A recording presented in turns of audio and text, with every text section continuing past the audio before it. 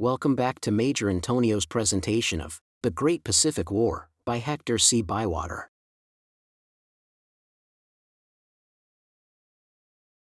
Chapter 11, October to December, 1931. The course of the war so far had been singularly indecisive, and it is doubtful whether the net results could be viewed with any greater satisfaction in Tokyo than in Washington.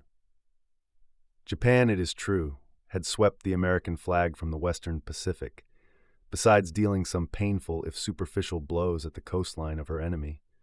But now it looked as though she had shot her bolt. The possibilities of direct attack, limited from the first, were apparently exhausted. Before attempting any serious military action, she would have to destroy or immobilize the American fleet, which was still intact, and certain to grow stronger as time went on. In pre-war days, imaginative Japanese writers had drawn lurid pen pictures of the invasion of Hawaii by the all-conquering legions of Nippon. Some, indeed, had gone so far as to predict the landing of whole army corps in California itself. Nor was it only in Japan that such fantastic notions found expression. Many years previously, one Homer Lay, an American military critic, had written a book to prove how easily Washington, Oregon, and California could be invaded and overrun by armies from Japan.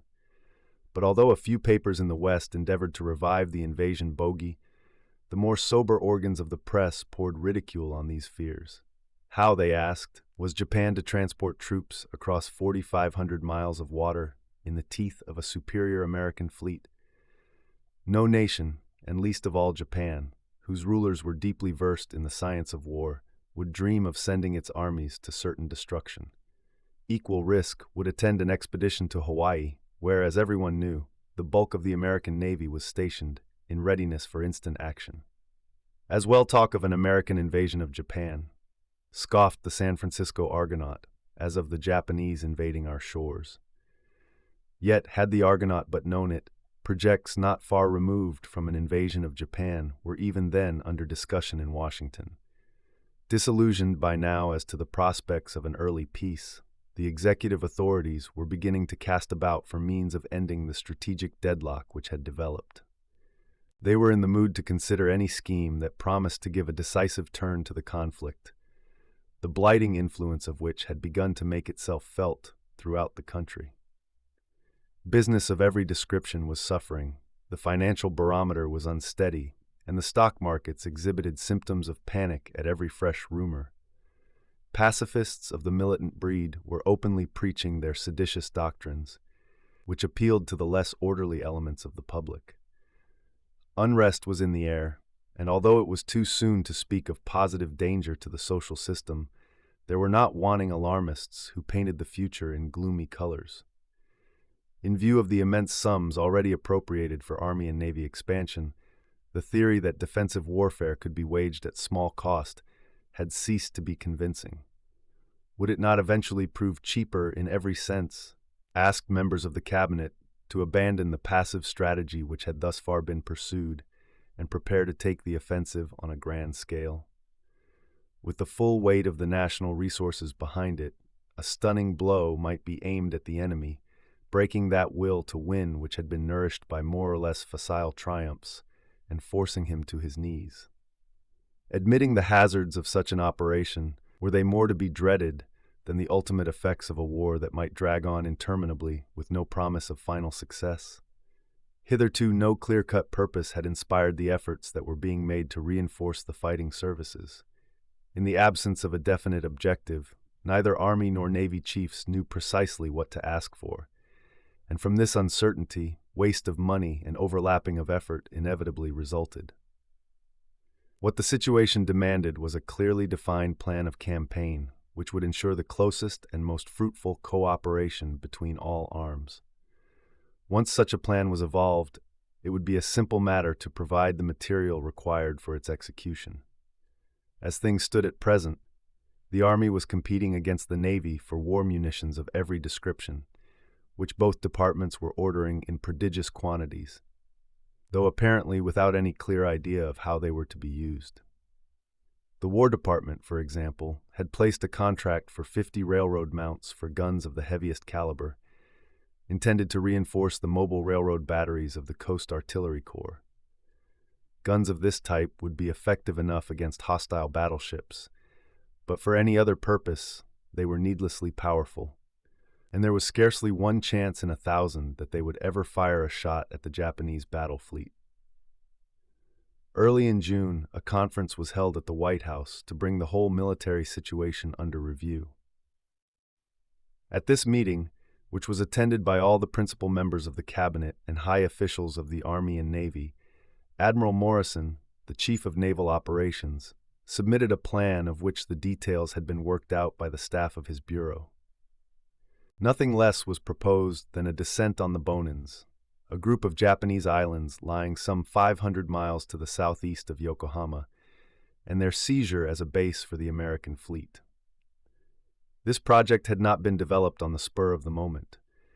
It was one among several Pacific war plans which the Bureau of Operations had studied in collaboration with the War College and the General Board of the Navy, long before hostilities were in sight. This particular scheme, however, had failed to win the approval of more than a few senior officers of the Navy. The majority regarded it as unsound and dangerous. Experienced military officers were equally dubious, but no argument availed to shake Admiral Morrison's faith in the merits of the plan. For every criticism, he was ready with a plausible answer, and though he did not convince the professional strategists, who roundly condemned the project as foolhardy and impracticable, his eloquence finally won over the cabinet. Still, the first condition of success in every great enterprise, unanimity of purpose and mutual confidence among the leaders, was wanting.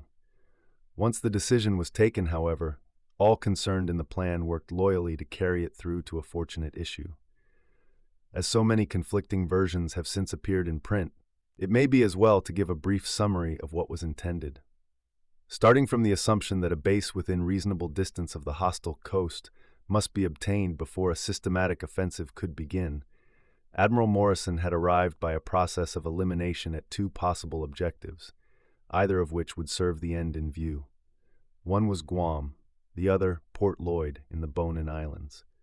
For some reasons, Guam was to be preferred. While on the one hand its remoteness from Japan would render a close blockade of the enemy's coast impossible, on the other, possession of this island would enable the American fleet to deploy at full strength in those waters where Japan had hitherto enjoyed an absolute supremacy. Nothing would be so likely to force her into accepting a decisive fleet action as the prospect of seeing American naval power firmly entrenched once more in the Western Pacific. From Guam, also, American cruisers would be in a position to cut across the steamer routes from Europe, holding up those supplies of war material without which Japan could not long sustain the struggle. Even her communications with the Chinese mainland would be exposed to attack by long-range submarines penetrating into the Yellow Sea and the Sea of Japan. Finally, the island would be invaluable as a stepping stone to the conquest of the Philippines, should the march of events justify such a move. But the difficulties in the way of recovering Guam by direct assault were held by Admiral Morrison to be insurmountable, a belief in which most naval officers heartily concurred. In the first place, as it was precisely the quarter in which the enemy might expect to be attacked, he would undoubtedly have taken precautions against surprise. A sufficient period had now elapsed since the fall of Guam to permit of its defenses being strengthened, and the intelligence service reported Japanese submarines and air scouts to be particularly active in the neighborhood of the Mariana Islands. Probably, therefore, the approach of an expeditionary force would be detected in ample time for a warm reception to be prepared for it. For these reasons, and others that need not be gone into, the idea of making an attempt against Guam was given up. It was then that Admiral Morrison recommended the Bonins as a more promising objective. As he himself admitted, the plan was an exceptionally bold one, but its very audacity held out the best promise of success. Japan, he argued, would never anticipate so daring an operation as the seizure of islands that lay within a day's steaming of her great naval arsenals. Fortifications were known to exist at Port Lloyd, but they were not believed to be powerful. In any case, surprise was the keynote of the scheme. Though the battle fleet would have to cover the voyage of the expedition at long range, it was not expected to pit itself against the defenses of the island. Resistance was to be overcome by an intensive gas attack carried out by airplanes. These were to sweep in from seaward and drench the position with a flood of the gas recently produced at the Edgewood factory and known as 847, which rendered its victims unconscious in a few seconds, and against which every known type of mask had proved impotent. Following the delivery of this attack, the transports, carrying some 20,000 picked men, with artillery and stores, were to enter the harbor at Port Lloyd, the ships being equipped with special gear for rapid unloading. The invaders would have with them 50 guns of 7-inch and 155mm caliber, high-velocity weapons ranging up to 18,000 yards. Furthermore, it was probable that the suddenness of the gas offensive would overwhelm the Japanese garrison before they had time to dismantle their guns, in which case the coastal batteries might be captured intact. The arrival of the Japanese main fleet from its base at Yokosuka, only 500 miles away, was not only expected but hoped for. On reaching the Bonins, it would find the principal island already in American occupation and bristling with long-range guns. These it would have to silence before attempting to eject the intruders. An experience at the taking of Guam had taught the Japanese to be wary of exposing even their heaviest ships to the fire of well-concealed artillery ashore.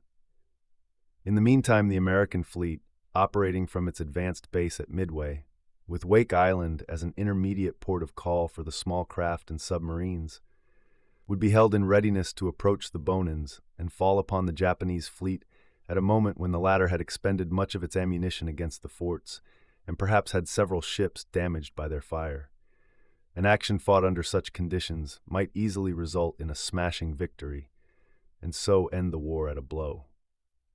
In any case, the loss of the Bonins and their conversion into a strong base from which the United States could develop a powerful offensive against Japan's home coast must sooner or later compel her to fight a fleet action, and this, after all, was one of the chief objects to be striven for. Such, in broad outline, was Admiral Morrison's plan, the fate of which we are about to relate. Obviously, the first step was to determine the whereabouts of the Japanese main fleet, which had been heard of at the Bonins during April, though it was not believed to have remained there longer than a few days. The seemingly impossible task of reconnoitering the islands was performed by a submarine division consisting of 6 boats of the S-class, reinforced for the occasion by V-1. Temporary headquarters were established at Wake Island, situated about 1,500 miles to the eastward of Port Lloyd. It is merely a coral atoll, enclosing a shallow lagoon, to which loaded boats and motor launches could gain access by a channel blasted through the coral reefs. Beyond affording a lee under which vessels might lie to and refuel, the island, or rather group of islands, for there are 3 of them, is destitute of anchorage facilities. An American naval officer who visited the place some years before the war wrote that the total land area is about 2,600 acres, much of which lies at 10 to 15 feet above sea level. The group is about 44 miles long by 14 miles wide, with its major axis lying northwest and southeast, and as the prevailing winds range from east to northeast, a lee is usually found. On October 23rd, the V-1, Commander Groves, accompanied by 2 S-boats, sailed from Wake on a reconnoitering cruise to the Bonins. All 3 vessels were carrying their maximum load of fuel. On the evening of October 28th, the V-1, having left her consorts 300 miles to the eastward, sighted Peel Island, Chichishima, the main island of the group, which she proceeded to reconnoiter. The utmost caution had to be exercised, not only on account of the submarine's own safety, but to avoid giving alarm to the Japanese, for the success of the whole enterprise depended on their remaining in complete ignorance of the objective. Had they known that the Bonins were being watched, their suspicions would have been aroused. The V-1 remained off the islands for 3 days, without seeing anything to indicate the presence of a large fleet. During the hours of daylight, the submarine spent most of her time on the bed of the sea, her favorite refuge being Walker Bay, some miles to the north of Port Lloyd. The water here was less than 100 feet deep, and the bottom, though somewhat hard and uneven, afforded a fairly good resting place. At intervals throughout the day, Commander Groves brought his boat up to periscope level, though without breaking surface, and took a survey of the position. Occasionally a vessel was heard passing overhead, and once at least the unmistakable throb of a destroyer's screws was audible close at hand. Shortly before dusk, the submarine would leave her lair in the green depths and head out to sea, coming to the surface when some 15 miles from land to recharge the electric batteries and enable the officers and men to get some much-needed fresh air and exercise on deck. There was always a danger that the noise of the charging engine might be heard by a Japanese patrol, but this risk had to be accepted. When the batteries were charged, Commander Groves would again close the land, this time proceeding on the surface, though ready at the first hint of danger to make a sudden dive. At midnight on October 29th, he ventured within a mile of the entrance to Port Lloyd, Futami-ko, but again without seeing or hearing anything, to suggest that a considerable naval force was lying in the harbor. On the following night, he cruised round the islands with the same negative result. At length, on November 2nd, he brought his visit to a close and headed back for Wake Island. 300 miles east of the Bonans, he was met by submarines S-28, S-40, and R-23, which carried a full relief complement for the V-1. Commander Groves and his men having transferred to the S-40, their places were taken by Lieutenant Commander Bryant and the new crew, while V-1 refilled her fuel tanks from the R-23. This boat had been converted into a submersible tanker by the removal of her engines and all other equipment, and had been brought to the rendezvous in tow of S-28. Thanks to this ingenious arrangement, the V-1 was back at her post near the Bonans in less than 48 hours after leaving it. As time went on, the inshore patrol was reinforced by V-3, and so organized that the islands were kept almost continually under observation. It speaks well for the skill and discretion with which this extremely difficult work was accomplished, that the Japanese never, from first to last, suspected the presence of enemy submarines. The only incident of importance that occurred during a vigil lasting for months was the arrival at Port Lloyd on December 4th of the Japanese main fleet. The V-3, on patrol at the time, sighted them 30 miles northwest of Ototo-shima and stayed on the surface long enough to identify the big battleships. She then dived and remained below for the rest of the day, compelled to keep her electromotors running because the sea was too deep for her to rest on the bottom, and fervently hoping that the hydrophones in the Japanese ships would not betray her presence. She made no attempt to attack the oncoming fleet, since for obvious reasons the submarines of the Bonin Patrol had stringent orders never to molest enemy ships. On this occasion the fleet spent only 1 day at Port Lloyd, which was fortunate for the V-3, seeing that she was due to pick up her relief, the V-1, at the distant rendezvous on December 7th, and her non-arrival would have thrown the patrol organization out of gear. On the other hand, it was of the first importance that the length of the enemy fleet's sojourn in the islands should be noted.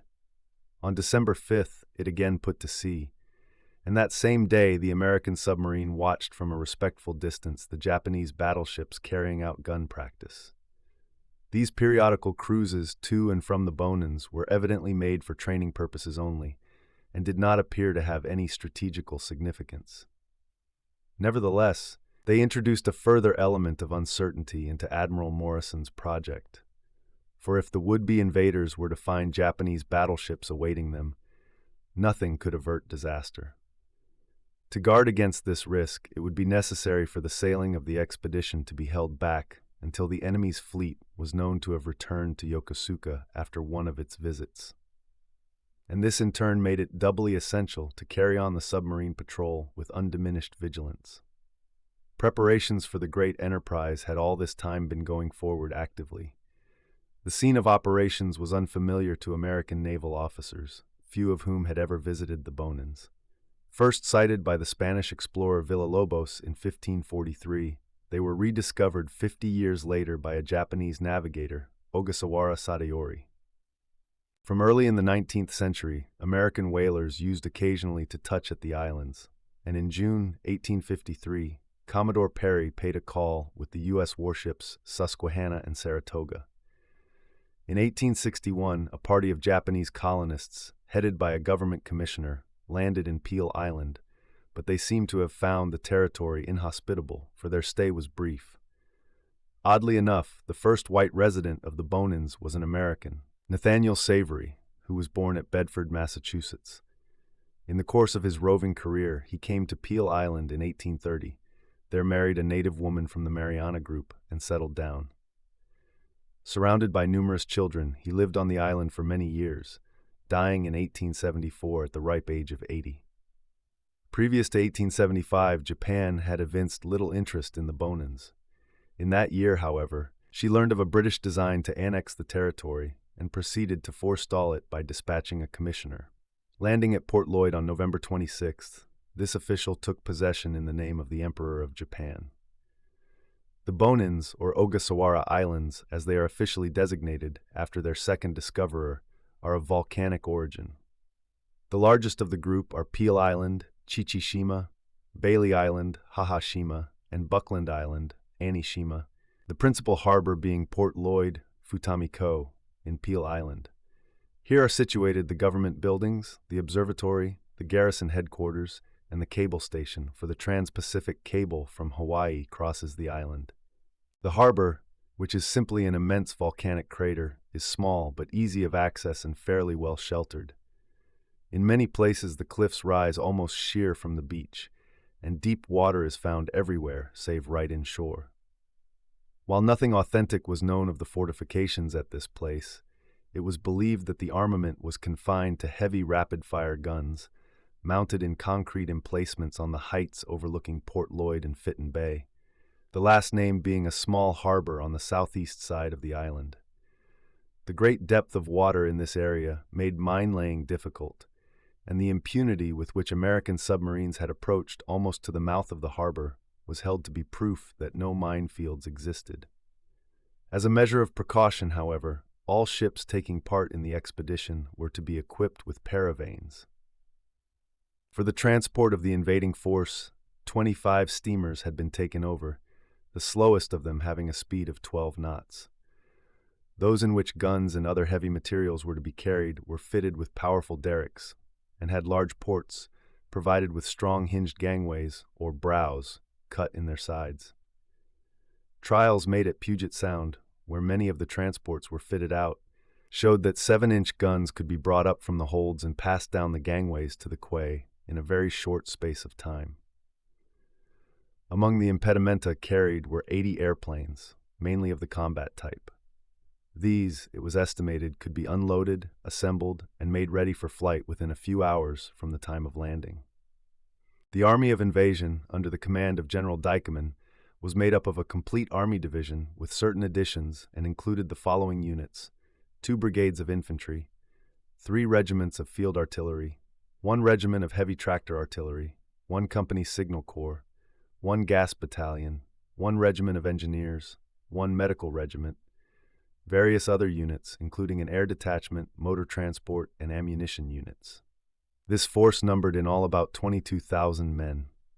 Having regard to the restricted harbor area at Port Lloyd and the limited quayage available, it was arranged that a flotilla of motor lighters should assist in the unloading of ships for which there was no room at the wharf. A great many of these lighters had been ordered, with the idea that each transport should tow 1 or 2 on the last leg of the voyage from Wake Island to the objective.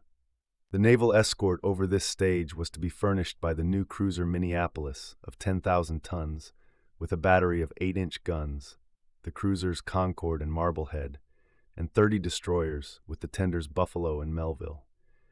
This force was under the command of Rear Admiral Doyle. The initial gas bombardment of Port Lloyd was to be carried out by 100 seaplanes from the carriers Saratoga, Langley, Houston, and Shafter, the last 2 being large steamers improvised for the purpose.